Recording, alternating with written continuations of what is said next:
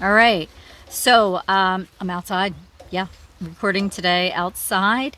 It's a beautiful day, or what I consider to be a beautiful day, and we don't get a whole lot of what I think are beautiful days here. So I'm recording outside today. So you may hear noise, you may hear cars going by. I have the Roombas running inside the sanctuary, so you may hear that, birds chirping, all that good stuff. It's all good. It's all good. So this is our last episode for season 7, the Life with Old Dogs podcast. Talked all about different dog foods, different varieties of dog foods, commercial brand, canned, freeze dried, dehydrated, kibble, home cooked, and raw. And shared with you that I try to be eclectic here with the Woody's Place residents, but I mostly rely on home cooked.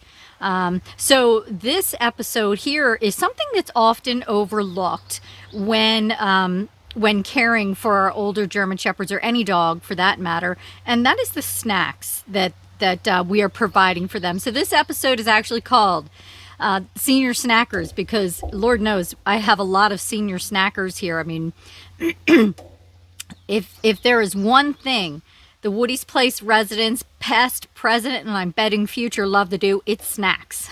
They look forward to their snacks. So, but again, getting back to the home cooked. So this is senior snackers, the health benefits of homemade dog treats.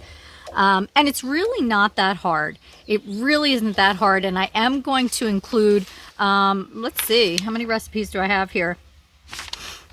Okay, well, I'm going to include one, two, three. I'm going to include 3 recipes in the show notes, and I'll put them up on social media too, for homemade dog treats that we make here, I make here at the sanctuary. Now, are these nutritionally balanced? No, because they're not a meal. It's a snack, and that's it. So you do have to factor in the calories of these treats if you're doing home cooked, because well, whether you do home cooked or commercial, it doesn't matter. If you give your dog too many treats, especially a senior dog, they're going to end up overweight and unhealthy. All right, so just keep that in mind. Snacks and cookies are just that. They're something special. Not to be eaten all day throughout the day. All right, so as our dogs age, again, we've covered this, or I've covered this numerous times. They're subjected to illness and disease. Basically, their body, just like us, is aging, decaying, breaking down, and that's an opening for disease and illness to enter the body. So the goal here is to try to keep our senior dogs as healthy as possible for as long as possible, to fight off illness and disease. But anyway, older dogs, German Shepherds in particular, are subject to ailments such as arthritis, that's a big one, dental disease, digestive problems, and even changes in their appetite, cancer, things of that nature. I covered all of this in the 20 most common health issues in Senior German Shepherds several seasons back in the Life with Old Dogs podcast. But I personally feel that homemade treats, because I know what's going in them, and I'm getting all the ingredients for those treats. I personally feel that this gives the Woody's Place residents kind of like a shield of armor, just like the home cooked food that I give them to help keep out the diseases. So store bought. Okay, the biggest one that comes to my mind, so let me just back up a second here. Store-bought treats are just like store-bought dog food. There's a spectrum. There's really lousy stuff, there's middle-of-the-road stuff, and there's high-quality stuff. You want to stay away from the low quality, and the one that comes to my mind that's low quality are milk bones or meaty bones. There's nothing good in them. Nothing good in them. If you have kids or grandkids, it would be like giving your kid or grandkid Twizzlers all day, every day, you know, or Nerds or Skittles or something like that. Like you just wouldn't do that with a clear conscience. And things like meaty bones and milk bones are the exact same. Does it hurt to give it to them every once in a while? No. It's not going to make a darn bit of difference, but it does if they're getting it every single day, sometimes multiple times a day. All right. So if you're going to do a commercial brand treat or cookie for your dog, make it a higher end. Okay. It's just better for them. It's probably going to cost you more money, but don't think for 1 second if you're giving your dog something akin to milk bone or meaty bones that there isn't a price to pay for it, because there is, and it's usually their health. All right, so it is just like us in terms of going to the grocery store. Everything that's healthy for us costs more money. And everything that's low quality, high processed, loaded with preservatives, additives, artificial coloring, ingredients we just can't pronounce that, you know, are probably carcinogenic, are dirt cheap. So our food system is broke for us as humans and for our dogs as well. So I'm not a fan of commercial brand dog treats and cookies. And that should come as no surprise to anyone, since most of you, if you listen to this, know exactly how I feel about commercial brand dog food. That is not to say that I don't use them from time to time. It's just like commercial brand food. I do. It's at the higher end of the spectrum, a high quality, and I can read the ingredients in there, and I know there hasn't been any recalls or anything like that. So I do use commercial. Oftentimes it'll be donated to us from our Amazon wish list, so I get to pick exactly what the dogs here are getting. If somebody donates a treat or a cookie that I don't use here, I typically end up giving it to the local animal shelter. My reasons for this are I'm very, very strict about what the Woody's Place residents eat, ingest. I'm ridiculous about it, actually, because I've been doing this a very long time, and I know that the wrong kind of treat or cookie, all of a sudden someone's itching their ears, someone's licking their paws, someone's got a giant hot spot that now I need to get, you know, help for. Somebody's got diarrhea. It's just not worth it to me to introduce something new that's a commercial brand dog treat or snack, and we end up paying for it. Honestly, even if it's at the higher end, of that quality spectrum, we've ended up having that. So I'm really, really picky about what I get for the dogs. I don't want any unwanted ingredients in the treat or cookie for the Woody's Place residents. And with homemade dog treats, you know, you can be creative. You can really mix it up as much as you want.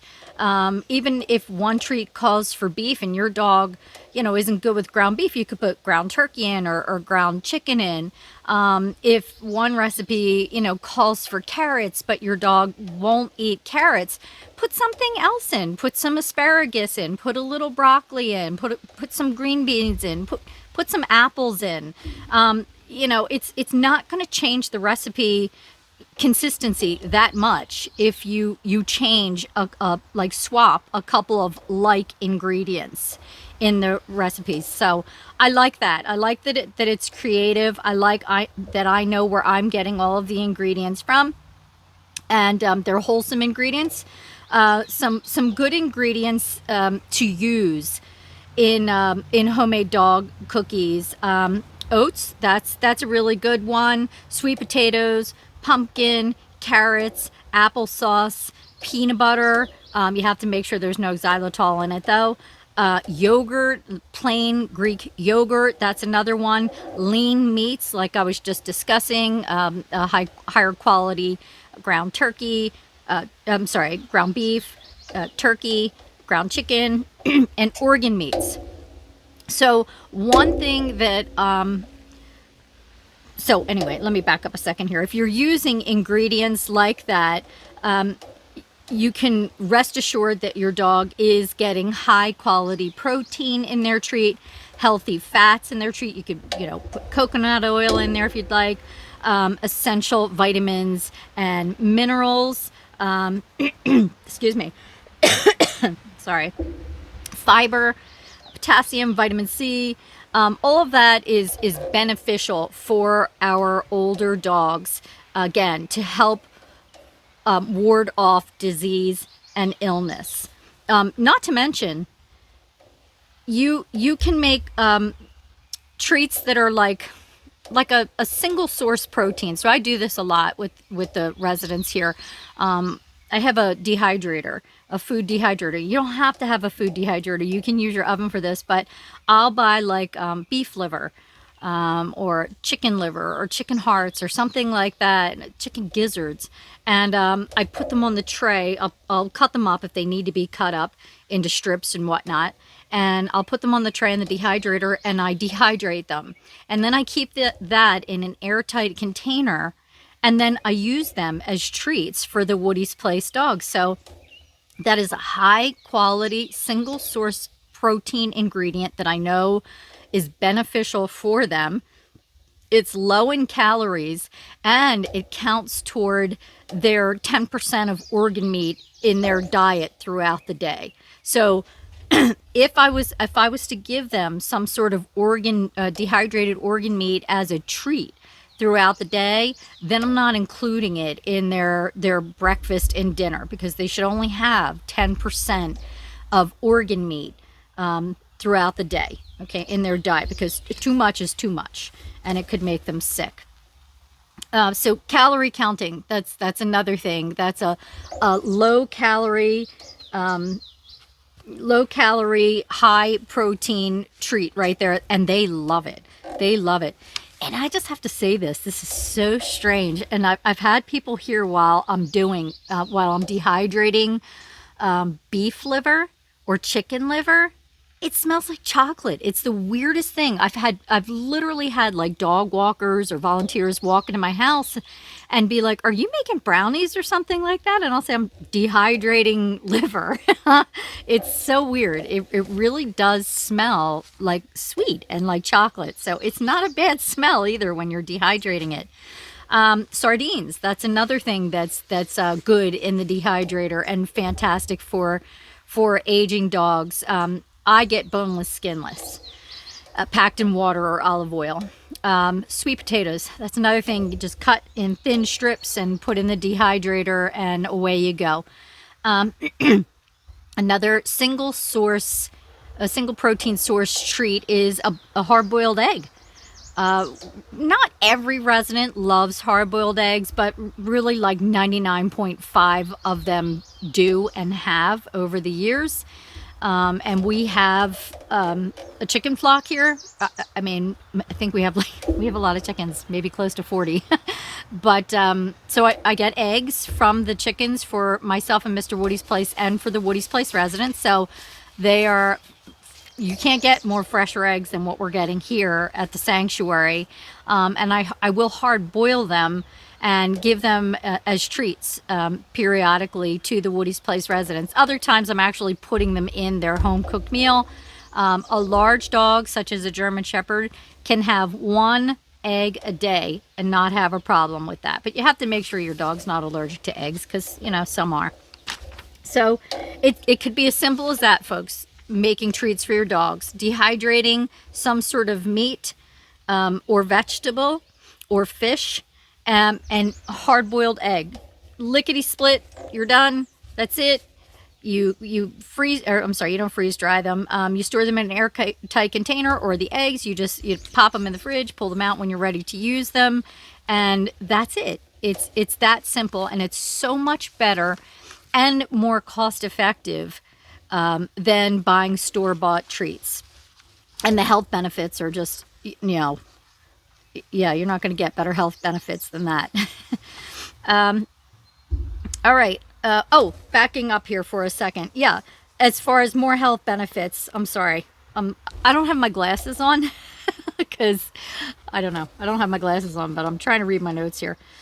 Other health benefits. You can tailor the cookies to your dog's needs. So if you have a dog who's arthritic, make turmeric cookies.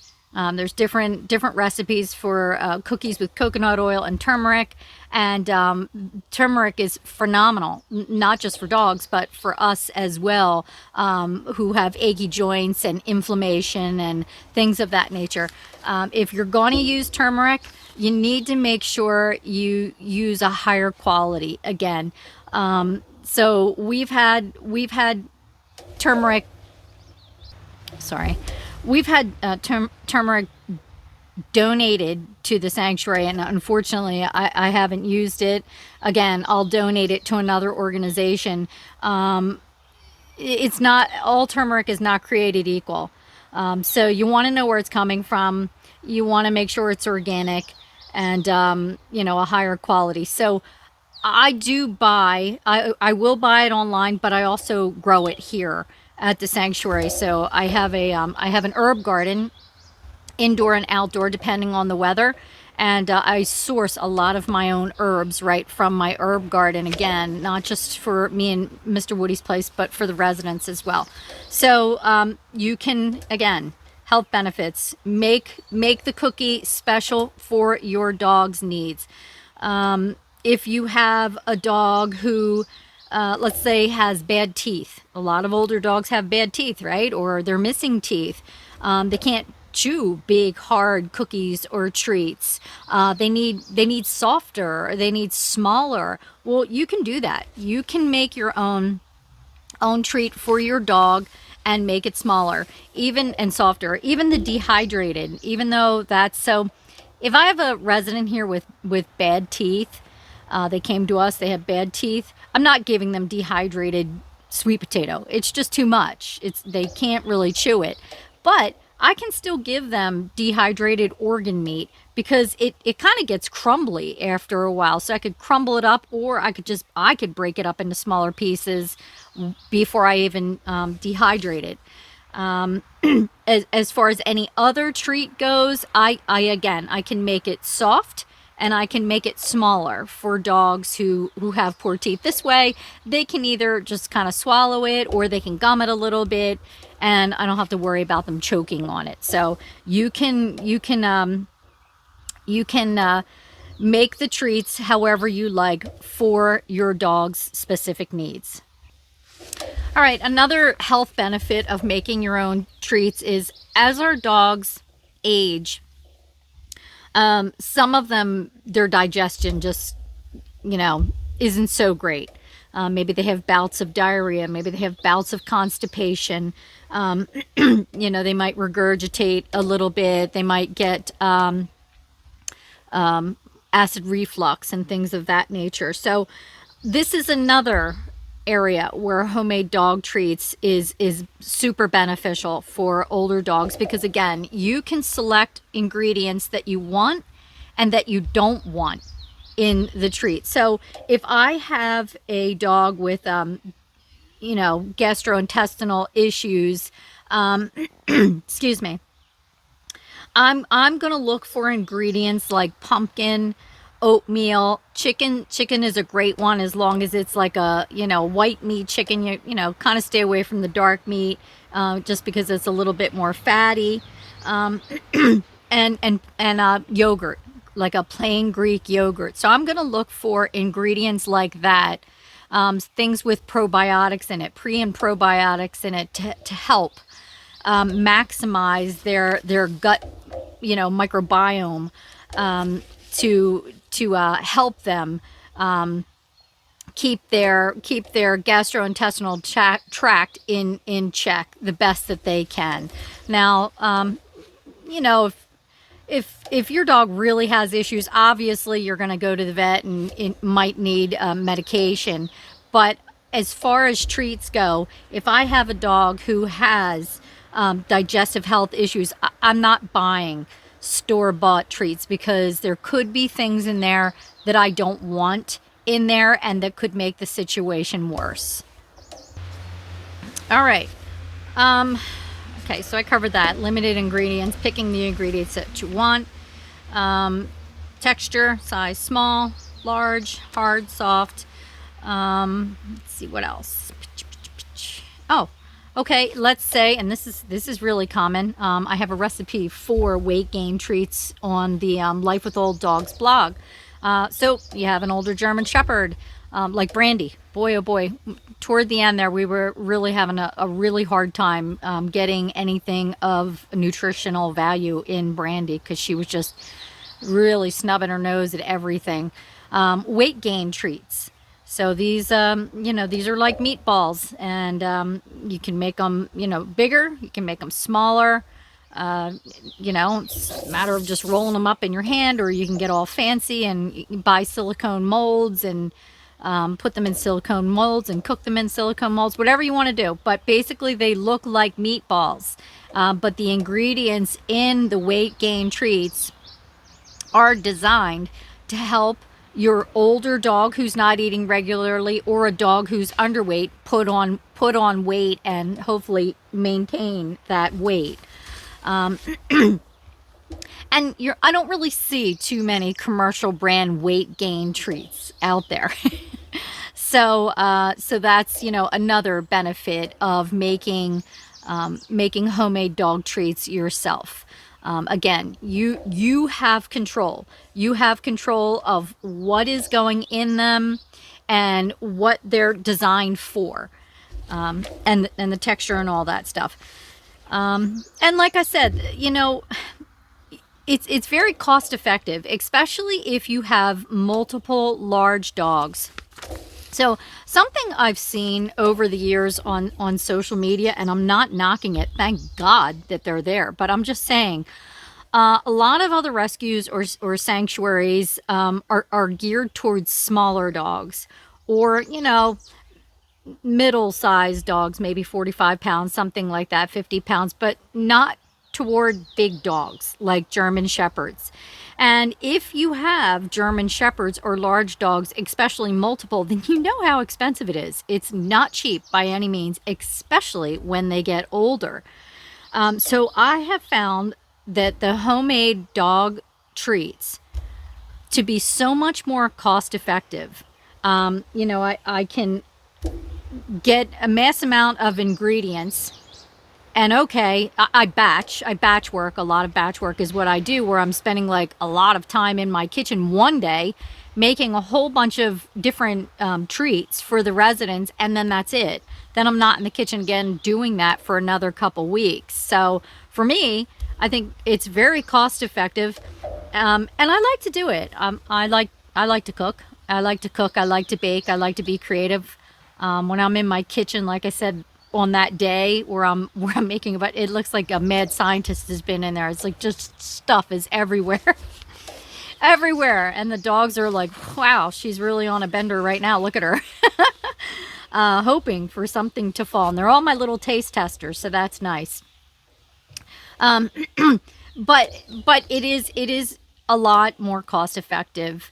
And again, they're not going to get better treats in a store, in a box, than they will if you take the time and find some recipes and make it yourself. So again, in the show notes and on social media, I'll be sure to include some recipes that I make here that are super easy, super simple. You don't have to have any special tools or really any special ingredients or anything like that. You can use exactly what you have in your kitchen, your stove, maybe if you have a blender or a food processor, or you can even mix by hand. It's not that big of a deal. Again, silicone molds. If you want to use silicone molds, you can. If you don't, you can just roll it up in your hand, right? Or you can make little patties, or if you're making frozen treats, you can just use Dixie cups. It does, or ice cube trays. Seriously, it doesn't have to be like where you have to run out and buy all this stuff. I mentioned I have a dehydrator. Again, you don't have to have a dehydrator. I just got my dehydrator a couple years ago. And I mean, I've been doing Woody's Place for a long time now. And I just used to use my stove before. So it's really easy. You just use trays, right? Baking sheets or whatever. And set your oven on whatever temperature it is you need. If it's like meat, then it's typically like 210 degrees Fahrenheit, and you'll want to put it in your oven for like 8 to 10 hours, depending on how thick it is. And that's it. You just forget about it for a little while until it's done. So, but I do like the dehydrator. Now they're not that expensive. I mean, you can get a lower end one for right around $200. And I like the dehydrator because it has like 4 or 5 shelves in it. It's smaller, so it uses less power. And if I want to use my oven in that 8 to 10 hours, well, then I used to have to take whatever I was dehydrating out to put like my dinner in or something like that, and then, you know, start over again with whatever it was I was dehydrating. So I do like a dehydrator, but I'm just saying you don't have to. So that's dehydrated treats. Frozen treats, again, you can mix that out up in a blender and, like I said, put it in silicone molds, Dixie cups, ice cube trays. It doesn't matter. It's not that important. Your dog doesn't care how they're getting it, like what shape it's in. They just want it. And then other treats, you can literally, you know, just make it like a cookie out of, or a meatball or something along those lines. So, all right. I feel like I'm repeating myself here. So that's all I have for now. So I'm letting you know now that we are coming up to Memorial Day weekend soon, and I take the summer off for the Life with Old Dogs podcast. We may be back at it again in August. If not, it will be by September or the end of August. But I'm just letting you know the summer is my time, and I'm taking it off. So I hope you all have a wonderful summer. We may pop in for an episode here and there over the summer, but I'm not guaranteeing you that. Our next season, which will be season 8, will be taking place either I think it's at the end of August, actually. All right, folks. If you have any questions about home cooking for your dog or how to make cookies for your dogs, again, I am a pet nutrition coach, a certified pet nutrition coach, race certified actually. So if you have any questions, you can reach out. All right, till next time.